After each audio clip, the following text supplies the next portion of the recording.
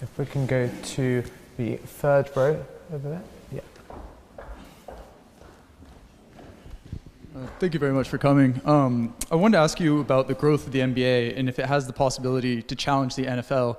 And if it does, what we can possibly look forward to seeing as far as expansion of the D-League, more teams in places like Seattle, You can tell Mexico the American City. students, can't you? Yeah, I'm just curious what you see as the growth and what innovative things we can see from the other owners in So Silver. in the United States, the NFL is the king of the mountain. It's the Premier League, right? And they get the biggest TV ratings. There's most money. The teams are worth the most amount of money. And the NBA is probably second. But the NFL has got a real challenge. I have a 7-year-old son. I would not let him play professional football, American football. I would not let him play tackle football, American football. And the reason is they have a significant problem with concussions. You know, there's just, I mean, why would I let my son, or why would any parent let their kids put their kids at risk like that? And so you're starting to see that impact. So that's part one in the challenge to the NFL. Part two in the challenge, gaming is changing the mindset of kids and families globally. And so I don't know as much here, but you know, as best as I understand English football, soccer, you know, families are born into fandom for certain teams, right? You're a fan of Arsenal, your entire family, and you know, everybody you know is a fan of Arsenal or Liverpool, whatever it may be, right? That's who you are, that's who your family is. And in the United States, I grew up in Pittsburgh. You know, my dad is 90 years old, and if I didn't root for the Pittsburgh Steelers, he would disown me.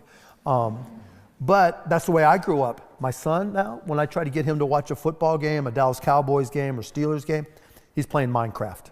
He can tell you the best Minecraft video guys ever, right, and who his favorites are. He couldn't name one football player. Now, he knows if he couldn't name basketball players, I would disown him and you'd have a 7-year-old.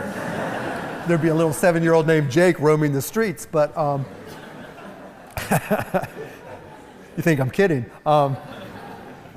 But the point being, so now Jake signed up for basketball. He knows the rules. Obviously, you know, rules are easy. Played soccer, football, knows the rules. Rules are easy. Went to play baseball. None of the kids knew the rules because they had never watched the game. Went to play football. Now, it's just, for me growing up, American football, if you didn't know the rules as a 7-year-old, it would have been inconceivable. You would have been disowned by your friends. They had no idea what to do when they got out there. Throw me the ball.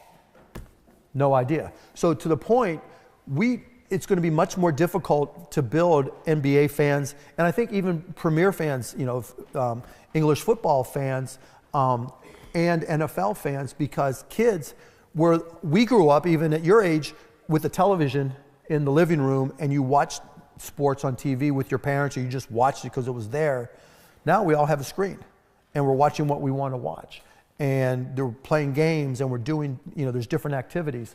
And so the NBA is going to have to work harder. All professional sports are going to have to work harder. And you're seeing it in our ratings, you're seeing it in the NFL ratings, you're seeing it in the EPL ratings. You know, it's becoming different. And so it brings on its own challenges.